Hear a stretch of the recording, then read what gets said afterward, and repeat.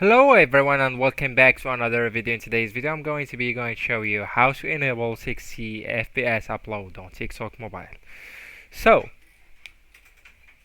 there are multiple solutions. For example, you can download, also you can take the video with a high FPS and a high frame rates just from your camera if you have an advanced camera settings. So let's go into our phone's camera, and after that, right here, as you can see,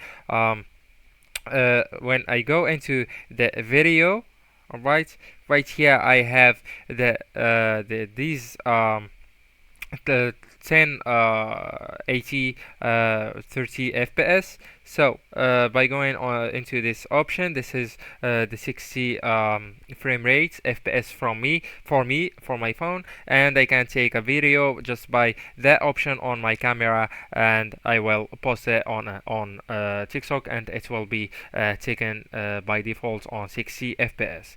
So for you guys, if you don't have that option, you just need to go into your video settings. For me, I need to tap on that one, on that flash, and after that, right here, as you can see, I can go through the settings and change the resolution that I'd like to be on my video on TikTok, and also I can change the frame rate, the FPS.